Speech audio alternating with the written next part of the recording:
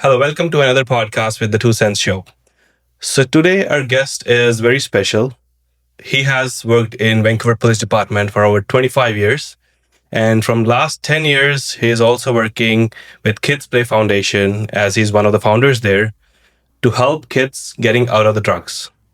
So let's welcome Kal Dosanjh here. How are you, Kal? I'm doing absolutely fantastic. How are you? I'm doing very well. Thanks for taking out time and coming to the podcast. Thank you for having me here.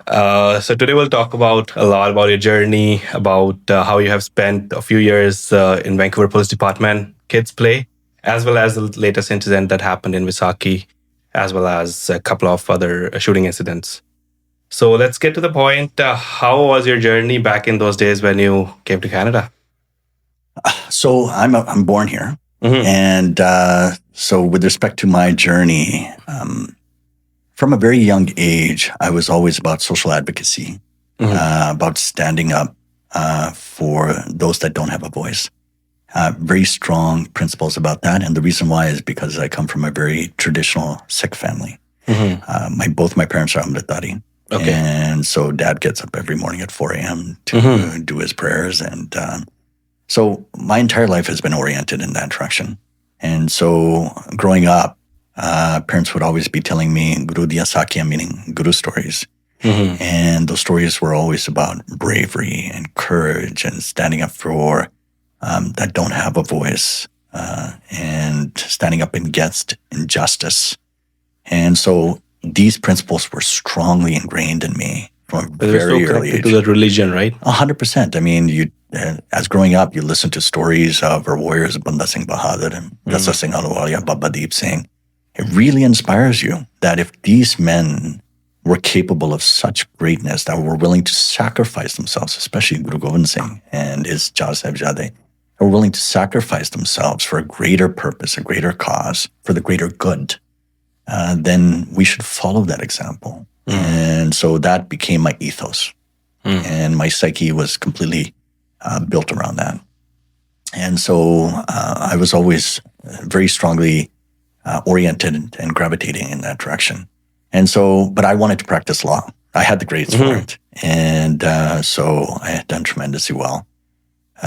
Going to university, studying, I was preparing for my LSAT, which is the examination you need to complete in order to get into law school. But I had an opportunity in my last year of university, which was called the RCMP Summer Student Constable Program. And what that was is it's a program designed for university students that want a flavor of policing. So basically, they give you basic fundamental training. It's a crash course, you call it. No weapons. And they put you on the street to shadow a senior officer. So you're in uniform. They've given you basic training, but you're shadowing an officer. And the whole purpose was that you learn about the experience. You get a chance to be a part of it.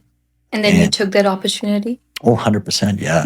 But like, didn't you want to become a lawyer? I did. But at the same time, I wanted to be Crown prosecution. Okay. And so I was going to be dealing with criminals, right? So I took it as a responsibility to have a 360 all-encompassing understanding of what the criminal law is, right? See it from the police perspective as well. Because at the end of the day, what Crown prosecutes is the cases that are built by the police, by law enforcement, and then given to Crown. And then Crown's responsibility is to do an overview of the Crown report and then decide if charges should be pending. But at that point, like, did you decided like you want to become a police or you want to continue your lawyer journey? Oh, actually, things changed fast. So as soon as I finished that RCMP Summer Student Constable program, it was like a light bulb. Like it was, this is for me. It was a moment of epiphany, of revelation. Like, that's me. Right. Like, because I also come from an athletic background. And so you combine physical fitness with having the street savvy and the intelligence on the streets and being capable of adapting and adjusting to your immediate environment, responding to calls. It's like, I loved everything about it. Like, you're always in overdrive, right? The adrenaline, the high octane. And so We were like, this is it. Oh, without a doubt. Like, I was a kid in a candy store. I was like, wow, this is cool, right? And so this is what I want to do. And so, yeah, immediately, as soon as the course was done, I finished my last year of university and I applied to the Vancouver Police Department. And here we are 26 years later. Wow. I never looked back. So over the course of 26 years, it has been a remarkable career. So many different kinds of opportunities. Got a chance to experience so much. And that's the great thing about policing is it's not the same job twice. And so you New can challenge every day. challenged every day. Not only that, the different units and sections. So everybody starts off in patrol. That is the bread and butter of policing. But then you can transition into emergency response team or investigations or surveillance or community policing or youth count. Lots of subdivisions the underneath SLO that nobody officer. know. So there's so many different opportunities that are available. And right now, believe it or not, so I went from over the course of my career, focused on primarily patrol, went to the investigative division, done a whole bunch of stuff in between. But now I'm probably in the best gig in town, and that is the traffic enforcement motorcycle team. And so what's that exactly I'm on the about? motorcycles now. Oh, okay. So it is awesome, to say the least. It's fantastic, and because I never had my class 6. I always liked motorcycles. But then I had the opportunity to go to a unit called CREST, which is the educational arm of the traffic unit.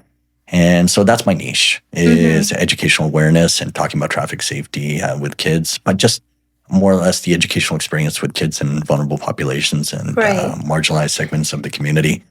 And so I was doing that, and a couple of my buddies that are on the traffic enforcement team on the motorcycles, they said, hey, if you like motorcycles so much, why don't you come and try this?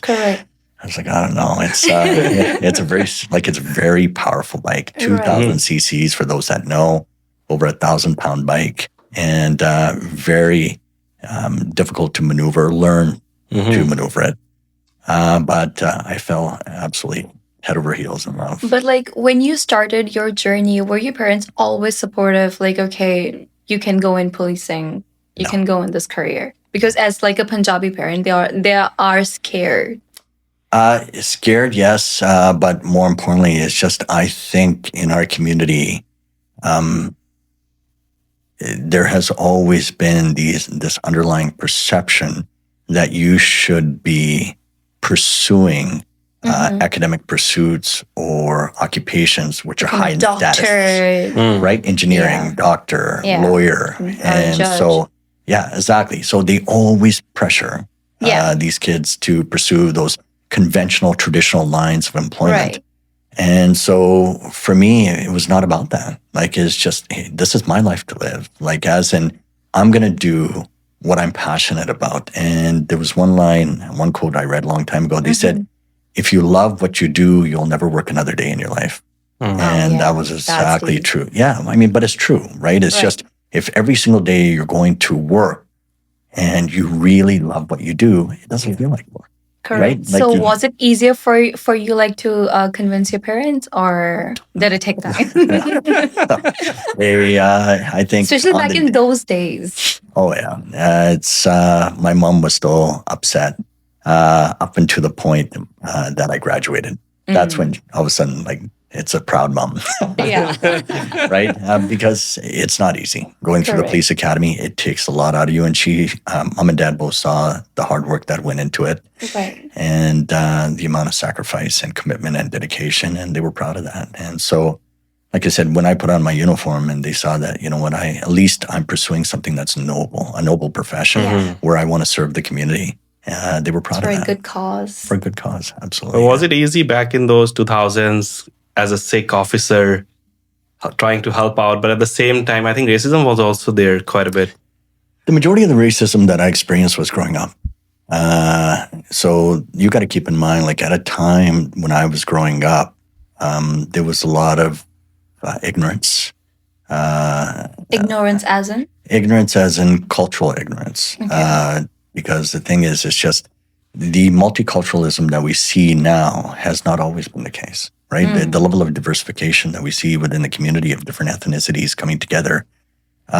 This is something that has been that transition has been gradually happening over the last little while, but that wasn't always the case. So it was changing in that period. It was changing in that time, and that was probably the flashpoint of the initial transition that was happening, like the very beginning stages, preliminary stages. And so in that respect, it's just, I think a lot of people in the mainstream community were oblivious to different religions, different cultural practices, and customs. And so having said that, yeah, I did experience a lot of racism back then, but nothing compared probably to our early pioneers that came. Take a look at Kamagata Maru, what they had to experience, right? And so in that respect, over the years, there's been this gradual evolution and transformation with respect to more and more people becoming understanding. But I think this is going to be a very prolonged process because integration into the broader community requires effort, meaning that everybody has to work together to build this multicultural community, and we all should have an understanding of one another. And I think from then versus now, I think it has changed a lot because we have done podcasts with different people who have shared their journey. Like how difficult was for them just for them to be in the room, and then for them people to make sure they are heard. Yeah, see, that's the whole thing. It's just because you look different, because you wear something the other people don't. Fair enough. But if you notice, and the reason why I say it's going to require continuous work, there's been a recent wave of, I would say, extreme right-wing conservatism that's pervading How would you explain our society. that? I would explain that is, just political waves. And so having said that, there has been a lot of anti-immigration rhetoric that's out there right now. And it really reminds me of the early days. It's like we're taking, one step forward, two steps back. That's but what it's it feels also like. done to just Indian, or I would say just to a Punjabi community, more here. Not to other I'm not listening about Chinese or Asians or different community, but I'm more listening about us, Indian people. Well, it's important not to be one-dimensional with respect to our perspective about it. I think if we take a look at it through the broader lens, every community is being hit hard.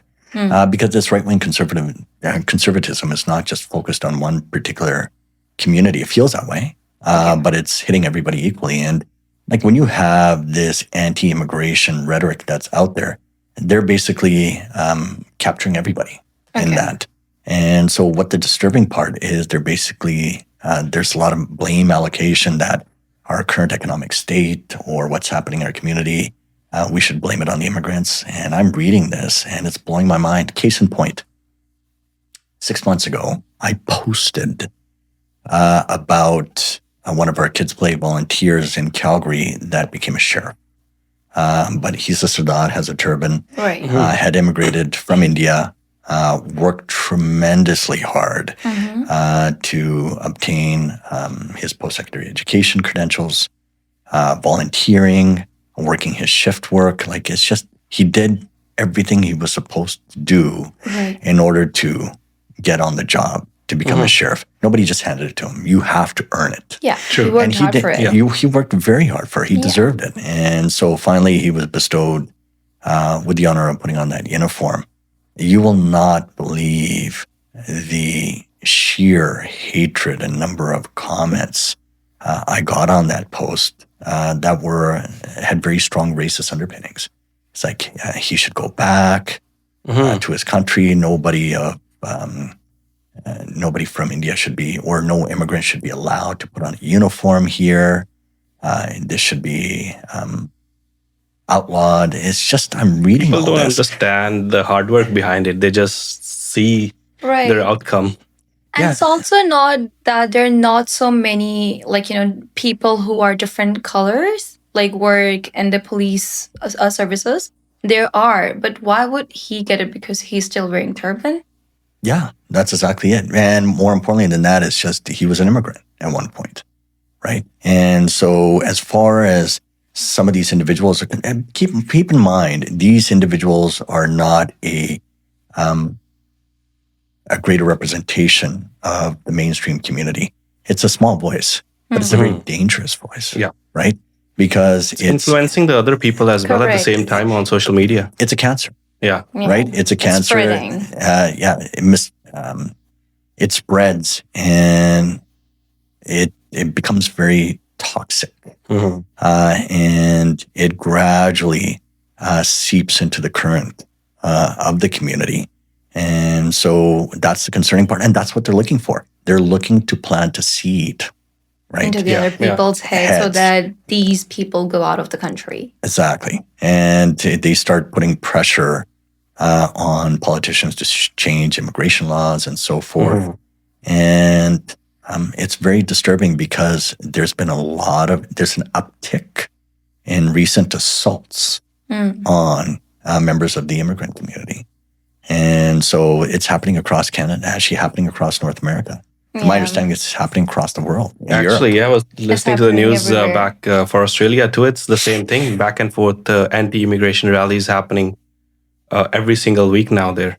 Yeah, but see, this is what I'm saying. Like, this is becoming, we can't ignore this, Yeah. right? And I keep telling everybody that. A lot of people are of the attitude, you know what, it'll eventually go away. And I mean, they're Right. just blowing off steam.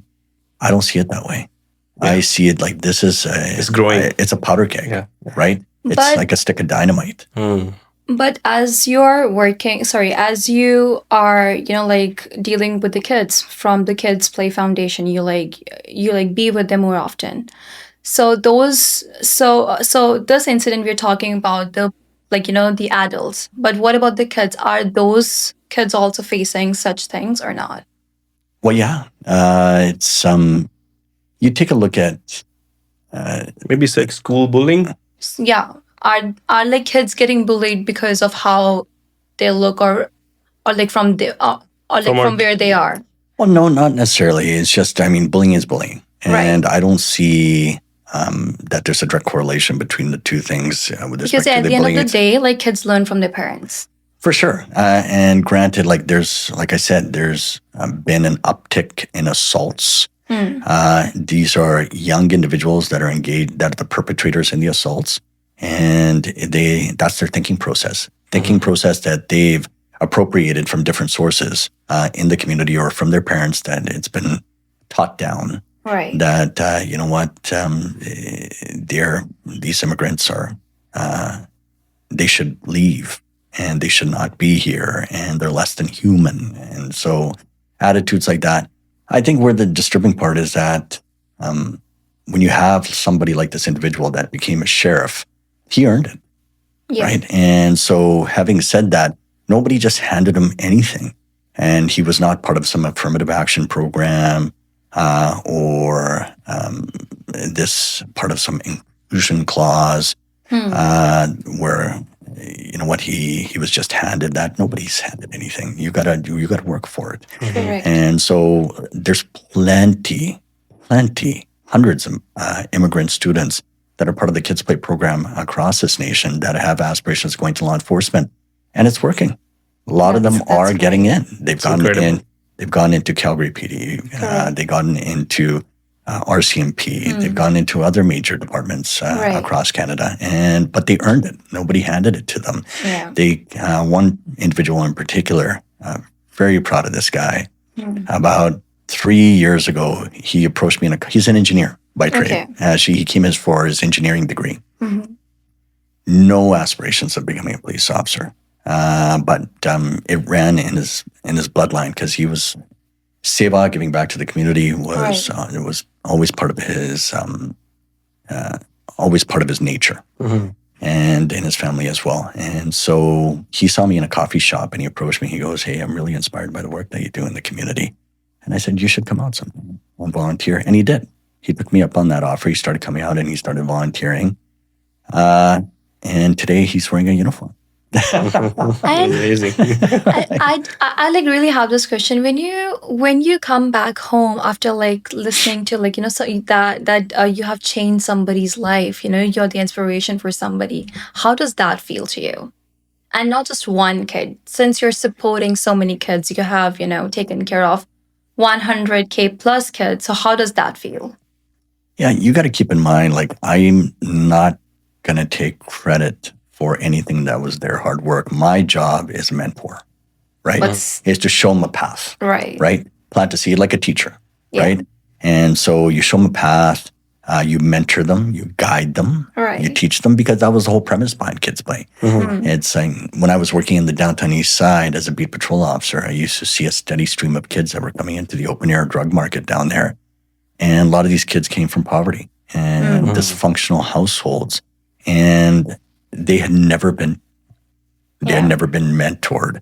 Nobody had ever taken them by the hand and showed them the path. Correct. Instead, society was quick to point a finger as you did the crime, now you do the time. Right. This is on you, it's your responsibility. Well, how many of these people that are pointing the fingers actually took out the time to guide these kids, right? And or took out the time to know what their circumstances are? And because the thing is, in Punjabi, there's an old quote that not all 5 fingers of the hand are the same. Everybody Right. comes from a different set of circumstances. True. And so to say that, one size fits all, that, everyone has the same opportunities. No, they don't. They don't. Do you think, is it poverty just only, as you said, about East Side? Multiple factors. Multiple factors. I knew plenty of kids that were down there where both parents were hooked on meth, right? And so when you have something like that, where you come from a lot of trauma, abuse, dysfunction, poverty, and you don't know any better. And nobody took out the time to put you in Right. organized sports. Do you think, is it like only police job to handle this situation, or government has to intervene as well? Yeah, I've been saying it from day one that we can't compartmentalize this into independent silos where we can say that this is law enforcement's responsibility, or this is a school district's responsibility, or this is the government's responsibility. It's everybody's responsibility, right? This has to be done, everyone working together. And that includes nonprofits, that includes school districts, that includes law enforcement, that includes government officials. Because the thing is, at the end of the day, if we all continue to operate within the parameters of our territories, we're not going to accomplish anything. And there's going to be plenty of kids that are going to be falling through the cracks. But if we're all working together collectively in unity, That will with the make same, change. with an alignment of our values, yeah, absolutely, that'll change. And so, having said that, that's what bothered me the most. Is a lot of these kids that I saw on the downtown east side were falling through the cracks. And so these kids would be apprehended, pushed through the criminal justice system, and then end up back on the streets as more hardened criminals. And how hard it was for you seeing everything like this every single day, and next day the situation is still the same. Oh, it's tremendously difficult. Things don't change. One in Punjabi, they say, "Ek gadla mainu bachdiyan," right? Like, it's just processing it is too much. too much. Like, you can't digest it. Like, to come back to your locker, take off the uniform, you can't just shut off a switch and pretend it doesn't exist, right? And then happily go home and then come back the next day to your shift. It doesn't work like that, right? Like, when you swear an oath and you put on that uniform, that is part of the fabric of your identity. That's who you are. And that oath that you've sworn is that you'll see it all the way to the end, right? It comes with like tons of responsibility. Huge responsibility. Let's talk more about your police journey. Have you ever come back home to an incident where you cannot, forget for a couple of days? Oh, plenty. And Really? not only a couple of days, till today. Right? What's that? Do you want to share? Not really. Okay. But there was plenty of, I think all police officers, we're not operating in a vacuum. Yeah. Right? And we deal with very, very serious situations all the time that become a part of you. And so in terms of how you deal with it, how you cope with it. How do you handle your mental health then? Because obviously it's same things repeating, being with the drug addicts and criminals every single day, and going back and treat your family nicely. It must not be an easy thing. Well, I mean, that part takes emotional intelligence, a conscious and cognitive of your behavior, Right. How your emotions manifest themselves, and not to project. And so I was very conscious always. And does the police department train these things as well? Police department definitely has become a lot more wary of providing police officers with mental health resources. for Because their overall not wellness. everybody has like the Same mind. mindset. Yeah. You got to keep in mind, like, what is kids play at the end of the day? Kids play at the end of the day was just as much my effort to do something about what I was seeing where nothing was being done, but also therapeutic, right? For me, where I was able to take all my frustrations, I was able to take all my feelings and emotions, and I was able to channel it in a constructive direction that, you know what, at least I can say with a clear conscience that I'm doing something about this. Yeah. Right? Feeding yourself that I've achieved something. Well, not so much achieve something as in, you know what, You're a sense changing of lives. changing lives, a sense of satisfaction and contentment. Yeah. That I'm not just a bystander on the sideline watching all this happen in front of me, that I'm actually in the game, on the field, in the trenches, making that difference firsthand. Putting your share in the community. 100%, right? And so it's not just, policing is never about collecting a paycheck. Nobody does it for that. And there's plenty of other avenues for that. It's, as soon as you put on that uniform, it's something different. It's a higher calling. It's a call. As cheesy as it sounds, like it's literally a call of duty that I think just resonates inside of you. Why do you think you've been in the policing from 25 years and things are still the same on the east side? Why is that? Like it's rapidly growing. There is no declining factor which is sitting in there. Yeah, there's so many factors that are responsible for that. I mean, this downtown east side always has been the highest concentration of subsidized housing that you'll find anywhere in Canada, of single room occupancy buildings. And that's slowly changing. Quite a few years ago, they built the Woodwards building at Abbott and Hastings. And the whole point of that was revitalization of the area. But there was a lot of critics that were saying it resulted in gentrification of the area, where now all of a sudden, like, you were having this class structure. And aside from all the academic theories and what was being said, I thought it was a good idea that, you know what, if we're making an effort to actually change up the area, but at the same time still ensuring that those less fortunate or the marginalized are being given the resources, support systems, and the housing structures to support them, there has to be that balance. Right. But I think that's the one thing that everyone's been struggling with and trying to reconcile. So downtown east side is a whole different animal. And so that's what I'm saying, to preserve my sanity, I just felt that something needed to be done, because my focus was always on the youth. And my focus was always on helping those that are in those positions that had the potential to lead that lifestyle. And case in point, perfect example is Stan Price. Stan Price was the leader of the Red Alert, one of the most violent, largest Native gangs in all of North America, Indigenous gangs in all of North America. And Red Alert was operating with impunity in the downtown east side. And these guys were responsible for so much chaos and destruction. And so Stan was a leader. Stan had created that chapter in the downtown east side. And Stan and I would always lock horns. And we did not get along at all, because I know that his crew, his gang, was responsible for so much. And finally, one day I just had enough, and I approached Stan and I said, look, I know you have kids. And God forbid that your kids ever get hooked on the same drugs that you're selling to these other kids, right? Then you'll know the pain of a parent. And typical Stan fashion back then, it was like, F off, get out of here. And so that was the end of that conversation. But mind you, I should also add, I had also said to him, if you ever want to leave, here's an olive branch. Talk to me, right? And I meant that sincerely. But that's really brave of you to call a gang, sorry, I'm saying this on camera, but like to call a gang leader and saying him all of this. Because normally... Well, I saw him face to face. Oh, right? Was it face to face? Yeah, he used to stand behind the Carnegie all the time. Oh, okay. Yeah, he used to stand behind the Carnegie. I went up to him because he always used to supervise. Like he was at this 40,000 foot elevation, so to speak, supervising his operation that was going on to the field. Oh my God. And so I used to see him all the time standing behind the Carnegie, and I approached him physically, face-to-face confrontation. And so, but at the same time, I was always fair, and they respected me for that. Because they realized, like, I'm not pushing my weight around there. I'm not coming in heavy or being disrespectful, right? I wanted things to legitimately and sincerely change, but they also knew I wasn't a pushover. Right. And so I said to his face, like, if you ever want to leave, I'm here, right? But in order for somebody like Stan to take you up on that offer, they have to respect you too. There has to be that mutual respect. Yeah.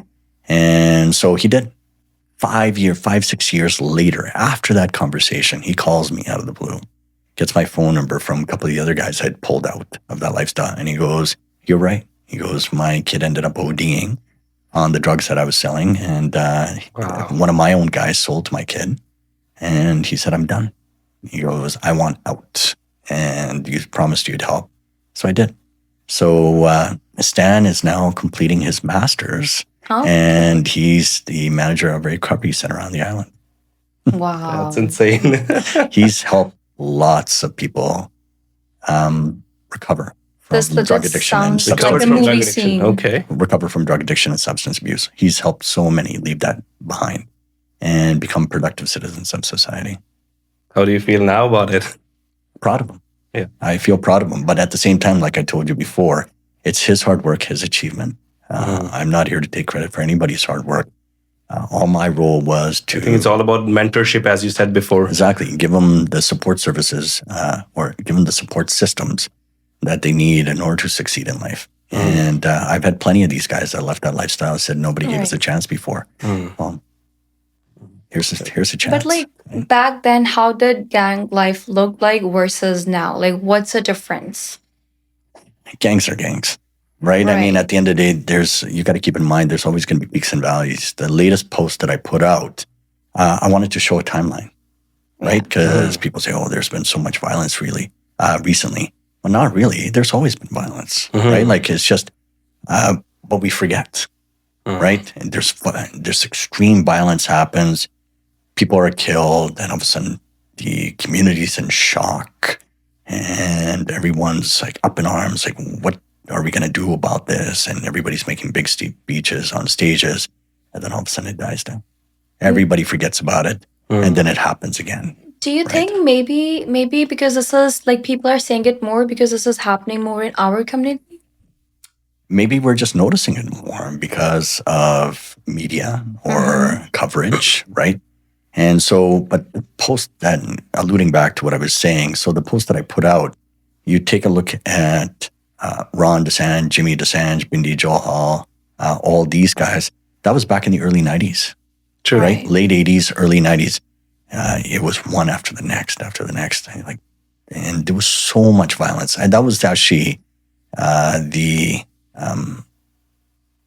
flashpoint or the early rise of the South Asian gangster.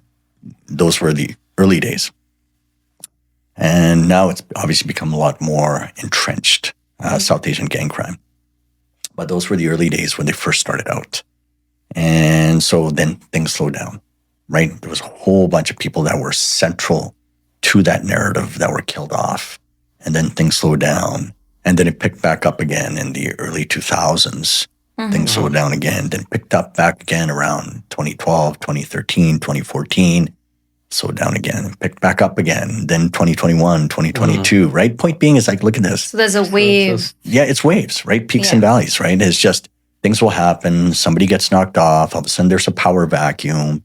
And then they start hustling to take those positions, fighting with each other, fighting between gangs, and then fighting other gangs for territory. Look at what happened during COVID. And the reason why there was so much gang violence during COVID is because it was an extremely profitable time. Why? Because everybody's sitting at home. And what do you do when you got nothing else to do and you're sitting at home? There was a lot of drug use, right? There was a lot of people, especially young people. If you take a look at the overdose rates, statistically speaking, there's a disproportionate representation of overdose rates during that time period. It was very high. Extremely high. Yeah. And because these drug dealers were making so much profit, right now they wanted a bigger, because the thing is they were all getting a slice of the pie. Everybody wants these to guys, shine. But these guys wanted a bigger piece of the pie. So it was taking each other out within their own gangs and also taking out other members of gangs. And all of a sudden this huge conflict, lots of violence, shooting after shooting. And then it slowed down after that. right? And now it's picked up back again. Point being is I have seen these waves over time, and it's nothing new to me. But the one thing, and this was the whole purpose of creating Kids Play, is that through those peaks, Right. right, and through those valleys, Kids Play will always be there, right? Like we're not going That's anywhere, beautiful. right? And so having said that, even when people forget, we're still running these programs. Why? Because we know that we're essentially delaying the inevitable. At some point in time, there's going to be violence again in the community, or these kids are going to be attracted and gravitating towards the lifestyle. My whole focus has been early childhood development. That if we can get to kids early, then we can They prevent won't them. go to these roads. 100%. And so even during the down times or up times, it doesn't matter for us, right? Yeah. We will always be vigilant. We'll always be out there in the community, because people say to me, like, there's really nothing happening. Like, why are you working so hard? Because I'm trying to prevent right, these kids going down that path in the first place. It's more for the future, less for the present. 100%. Yeah. Right? This Prevention's better than cure. prevention better than cure, right? It's just if we, as opposed to being reactive, when things happen, that's when everybody gets on stage, big speeches. What are we going to do about this? Well, why are we waiting for that stage, right? When that's inevitable or imminent and that's going to happen, when we could be focused on it now, like today. It was an old Chinese quote. They said, the best time to plant a tree was 20 years ago. The next best time is now. Right? Yeah. Just as simple. Never too late. Never too late. And also for like your kids' foundation, what's the age till like, suppose if somebody wants to require help from you guys, like till like what age do you serve the kids? To be honest with you, it doesn't matter, right? It's just, I mean, we got people that are 21, 22, 23 that are looking for applicant stand price. He was in his 30s, right? Right. At that time. And so point being is anybody that we can help stay out of that lifestyle, whether they're dealing with substance abuse or drug addiction or gang life, we're going to give them the support systems and the resources that they need to stay away from that lifestyle. And right? how many And stay- volunteers are currently working with Kids Play? Here in BC, Lower Mainland, we got over 600. Calgary, I think we're around the same mark. Toronto's a little bit smaller than that. And then we have, I'd say, over 100 in Colombia, Cartagena. And in Punjab, we have about 200. And Also, you have like volunteers there too. oh, yeah. Oh, okay. I thought like I thought No, it's just right? in Like you Canada. guys are in We're 5 global. countries, if I'm not wrong. We're global. Yeah. Oh wow. Yeah, we're all in all major cities across Canada. So how did you like came up with the name Kids Play? Well, it's Kids Play. Just like random. Easy peasy. Easy peasy, right? Kids playing, right? If you have to It's like Kids Play. summarize in one line about Kids Play Foundation, what would you say? Takes a village to raise a child. Simple, right? That's the slogan for Kids Play. Takes a village to raise a child, because the thing is, where our ancestors came from, and they were small tribes living in villages. And the thing was that when you had some kid that's on the wrong track or doing something silly or stupid, it didn't matter whose kid that was. And if you saw that kid and that kid belonged to your village, you'd step in and take control like their parent, right? And you'd make sure that kid stays on track, and the whole village would come together to make sure that kid stays on It track. feels like a apna. Yeah, of course, right? Yeah. Like that's so-and-so's kid, right? Yeah. Right. And so we're going to make sure that we bring this to the attention of their parents, and we take care of this kid, right? This is what I'm trying to create here, Correct. right? Like, it's just, imagine if we had that village mentality here, that it doesn't matter if it's so-and-so's kid that's involved in drug and gang scene. Like, treat them like your own child. But also sometimes for parents does not even believe that कि मेरा बच्चा में जा सकता है. They're saying no, like my kid could never do that. Yeah, see, I'm beyond all that, right? And it's just like, it doesn't matter. My responsibility is to relay to you Right. what I'm seeing or what I'm hearing. The rest is up to you, right? And so I've had plenty of parents that didn't believe in our mission statement or what we're trying to accomplish. And these are the same parents that are calling me 3-4 years later and saying, hey, what do we do now that my kid's using every single day, using drugs every single day and ending up into the gang lifestyle? Point being is that, like in Punjabi, there's that saying, they say, "De padosiyan de bede de vich ag lagi hui hai, sek ta lagna hi hai." Meaning that, I mean, if there's a fire next door, you're going to feel the heat, right? Correct. And it's only a matter of time before that fire arrives at your house. So Because it spreads. God forbid, Yeah. right? But at the same time, I think everybody should be humble about that, where you don't have this sense of ego or narcissism, that this is not something that can impact us. Of course it can. So, how did Golden Gala came into place? Golden Gala is a fundraiser, right? And so we wanted to bring the community, because I mean, there's plenty of red carpet events that happen in the community, but we wanted a red carpet event with a purpose, right? Where it brings together the entire community with one single focus. Let's raise funds to put back into the community to give children a better life. Period. Very simple. And so every cent that's raised from the gala goes back into the community. We're a nonprofit, right? And so, like I said, with other red carpets, you have glitzy, glamorous events, which is transactional nature. It's business. Correct. For us, But this is happening for the cause. This is happening for a cause. And we were also there this year, and we were like really amazed to see that so many people gathered there just to serve back to the community in their own ways. In their own ways. Like you had captains of industry, you had political dignitaries, you had community leaders, you had I just love to see like people supporting so much to help. Well, 100%, because at the end of the day, it's just like you should see for the kids and the families that we showcase that night, you should see yourselves in, right? You should see like these kids are like your kids, right? That family is like your family, right? Like these are everyday families, which might be experiencing a struggle or a challenge, right? And God forbid that happens to one of us. But in that respect, I think it's important for all of us to show empathy and compassion and kindness.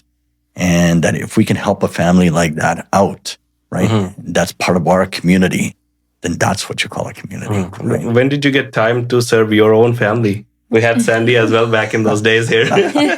Well, yeah, you know what? And that was always my focus, is that no one does it alone.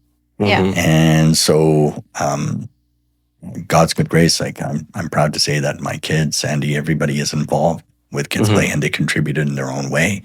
And so my daughter runs art therapy. My son comes and volunteers regularly with all the sports programs. And Sandy's out there. You saw at the gala running around. So it's just, I always serve by example, right? If I ask someone to do something, I'm the first one through that door, right? I will be in the trenches with them, holding that shovel and working, right? Getting my hands dirty.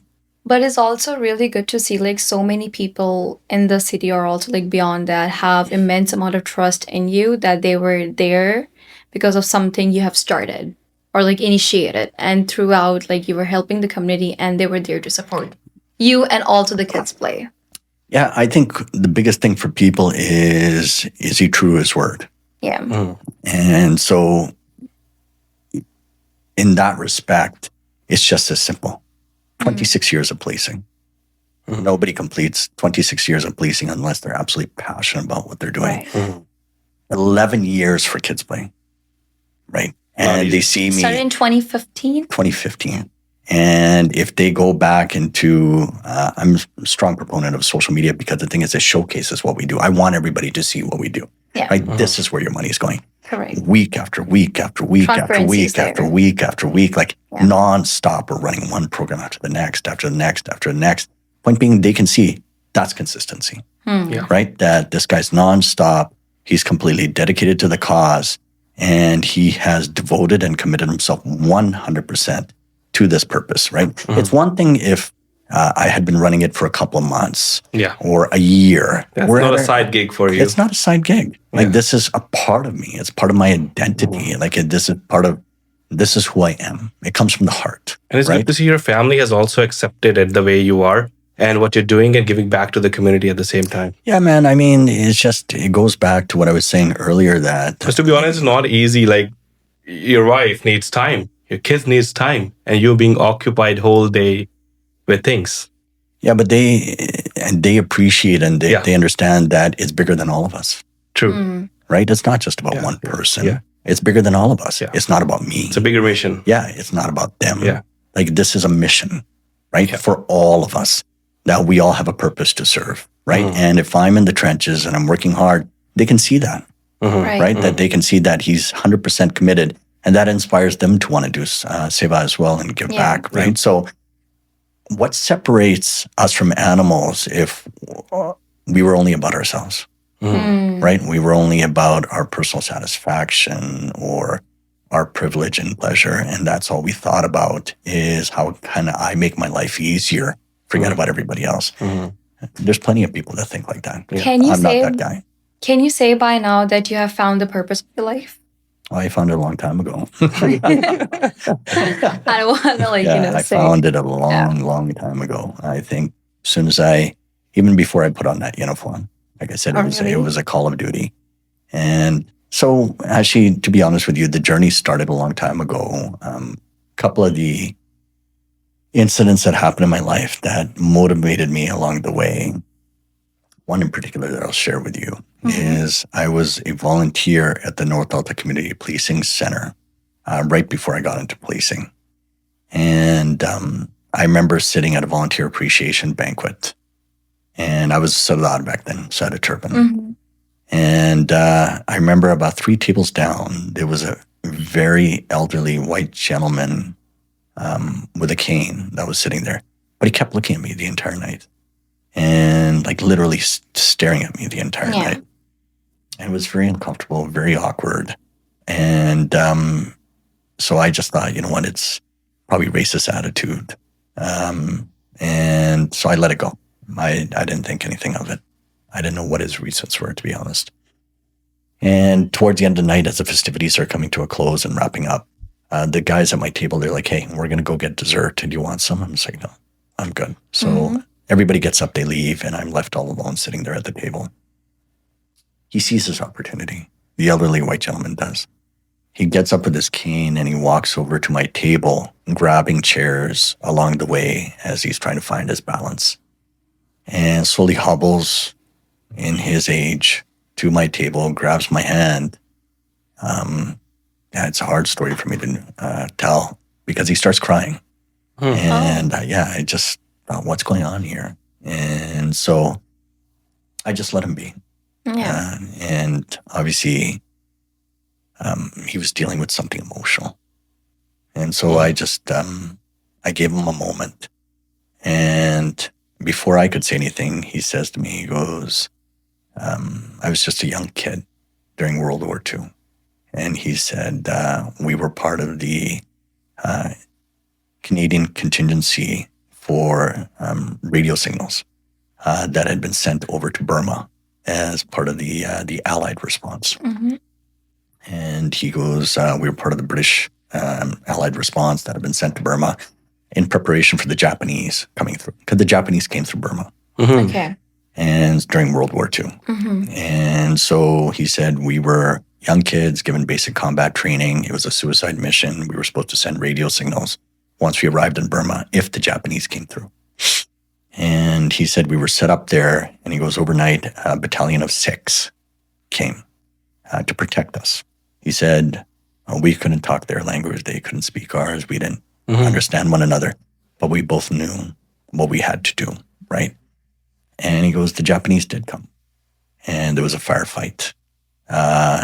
And there was plenty of Sikhs that were killed, plenty of Japanese that were killed, but the Sikhs held their ground, protected us, and the Japanese retreated. And once the Japanese retreated, the Sikhs paid respect to the fallen. And once the job was completely done, radio signals had been sent, additional resources and cavalry had been sent in. That's when the Sikhs left without saying a word. And he goes, I never got a chance to see them again. He goes, my entire life, I've been thinking about them. He goes, the only reason why I'm sitting here with my family today, and these are my grandkids, was because of them. He goes, otherwise I wouldn't be here today. He goes, I never got a chance to thank them then, but I want to thank you now, he said. And I thought, what a responsibility. Like, what a tremendous amount of responsibility this guy's throwing on my shoulders, because, man, those weren't my sacrifices. I had nothing to do with them, right? But they were the sacrifices of our ancestors, of of those in our community that had stood up for those principles of Sikhi, about standing up for something that's bigger than yourself, about protecting others that can't protect themselves. So I'm like, that really, really was a very powerful moment in my life, because I think it just solidified and reinforced what I believed all along, is that we have a purpose to serve that's bigger than us. And so, to be honest with you, I never looked back after that. I was like, straight ahead. Do you think like that was a confirmation sent by God? Like, yes, this is what you want to do. Like, you're on the right path. I think every single day we're receiving some kind of affirmation from the universe, right? We just got to learn to understand it and read it. It's just like we're always receiving some signals or indications of what our true path is, but we just need to learn to listen, right? But at the end of the day, fundamentally speaking, when you boil it all down, we all need to live our lives in such a way that it leaves an impact, a positive one, right? And if you're able to change even one child's life or one person's life, and then you've done your part, right? But at the same time, we're also learning, we're also growing, we're also evolving, right? So anybody that has the attitude, I know it all, I have it all, that's just such a wrong way to think. Right. That makes sense. Taking you back to the incident that was just happened at the Vaisakhi, what do you want to say about that? Because that was in controversy a lot, but a lot of people don't understand what exactly happened. And who is Neon? Is it right? Like Neon? Neon is a social media celebrity. And so he's on Kick, Twitch, Instagram, and that's his job. Okay. Is that he's constantly out there. He's inciting, he's invoking, and why is he so popular? Like, what is it? Well, he just does different things. Like, if you take a look at these social media, like, that's the next generation of celebrities. Next generation of celebrities are these YouTube social media celebrities. You take a look at Mr. Beast or influencers. Yeah. And the thing is, if you walk outside right now and you walk down the street, you'll see about 50 kids on their cell phones. True. Even adults. Yeah. Right? And everybody looking down at their cell phone. Right? And so what are they doing all day? Just flipping. Scrolling, flipping, switching, right? And so this is it. And these guys, these influencers, take advantage of that because they're constantly putting like garbage out there or something out there that is grabbing onto the attention and luring these kids in for their time. And so when these kids are constantly scrolling, these influencers are taking advantage of that. And what happens?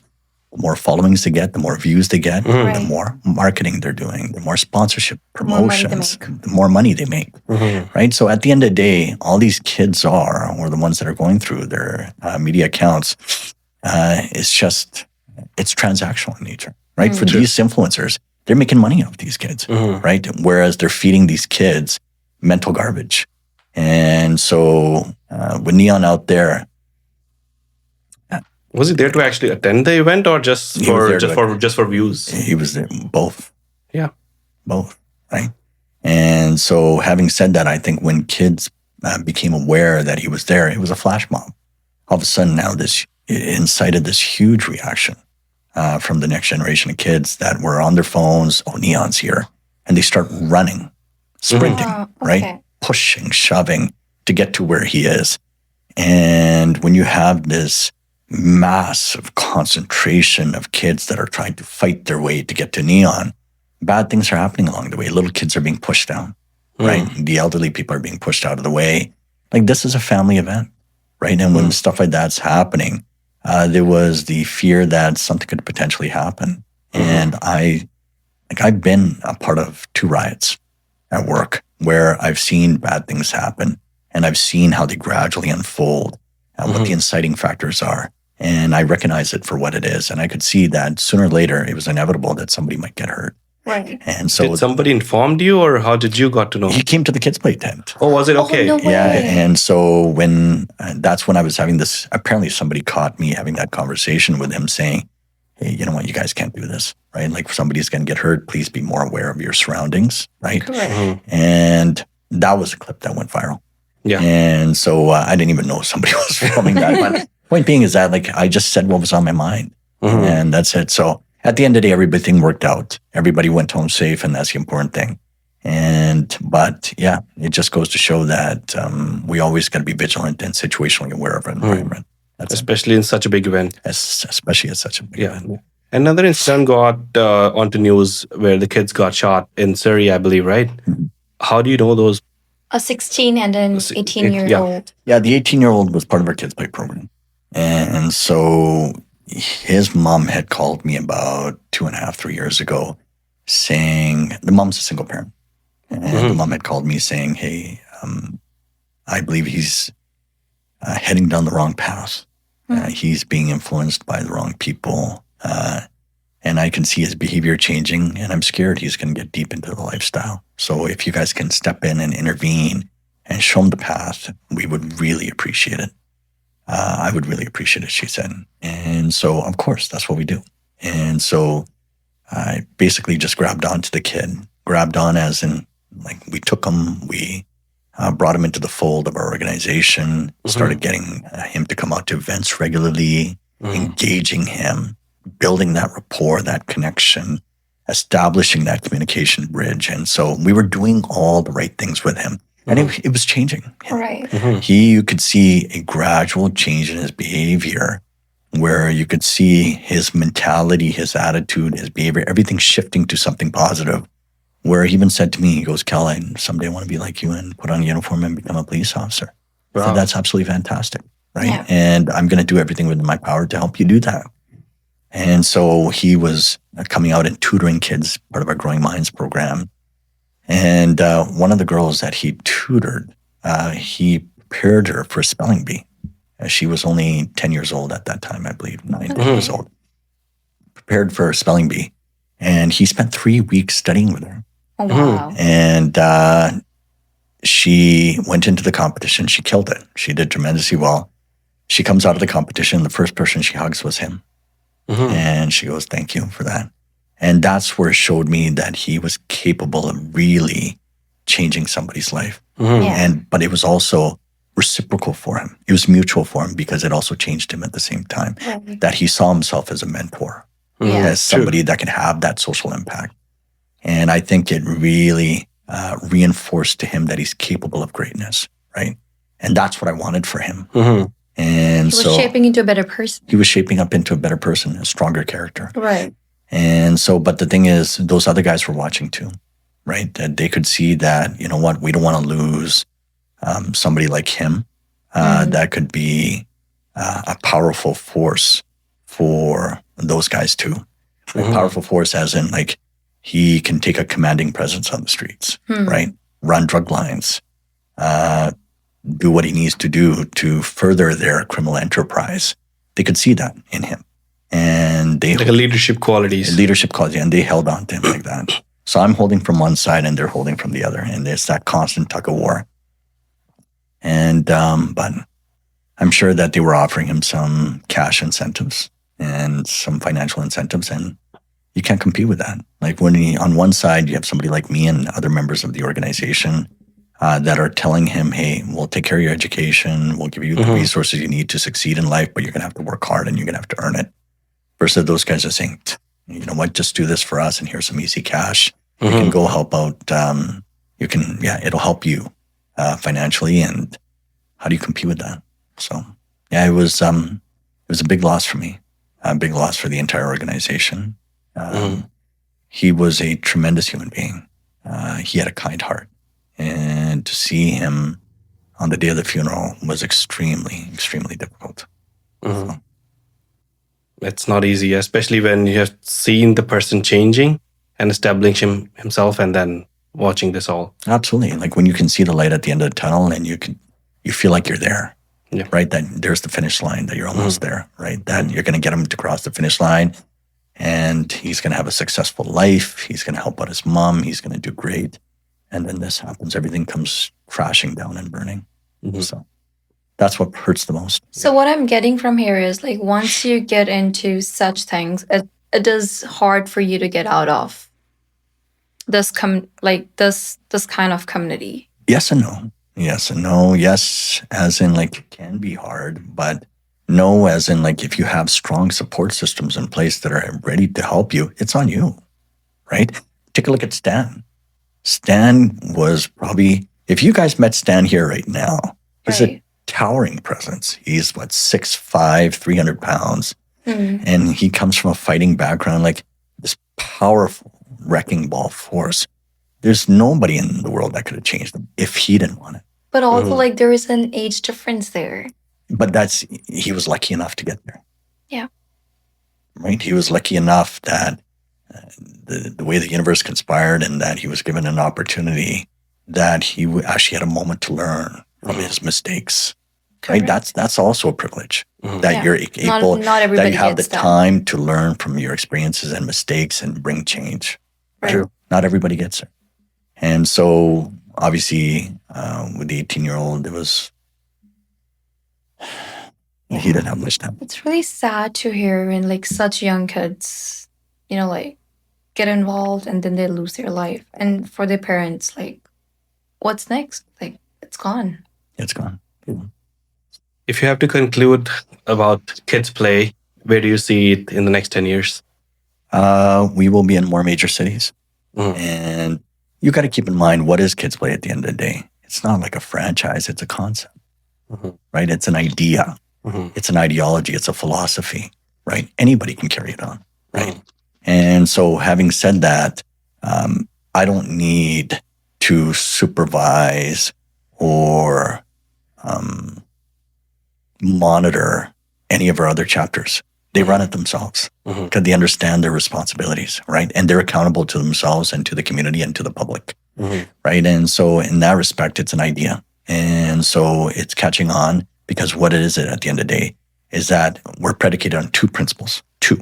Number one, all our programs are free. Not a single cent ever has been charged to any family for any of our programs. Open doors. Just come. That's all you got to do, right? That's simple. And number two, we build leaders in the community. I'm proud to say that over 50 of our volunteers have gone on to become first responders across Canada. And so that's what we want to do. We want to build the next generation of leaders in the community. And so that way, this concept can carry on in perpetuity, right? So passing on the baton. Great. Any last message for the parents out there who are listening? The only message that I would have for parents is spend time with your kids, quality time, right? Yeah. And your presence alone or buying them things does not compensate or substitute for your love. And so building that communication bridge with your kids, having that relationship with them where they can openly come and talk to you about the issues they might be experiencing, I think that'll go a long way. Great. Thank you so much, Kal. I think it was a great conversation. And I'm sure kids who are still addicts, they can get help from Kids Play. And Kids Play has still a long way to go. And also, like, the kids who want to change their life can, you know, like, come to you guys. Anytime. You know what? Get in touch with me through the kidsplayfoundation.com website. All my email contact information is there. And myself included and the rest of the team will be there for you. End of story. We will make sure that we will do whatever in its power to give you guys the support that you guys need. And also at the end, I would like to say from both of us, like, you were the inspiration. Like, we started our nonprofit, which is 2 Cents Care Foundation. Oh, very cool. It is the way to help the community in like a different way. Like, maybe we are coming with a different programs in the future, but we have just started off.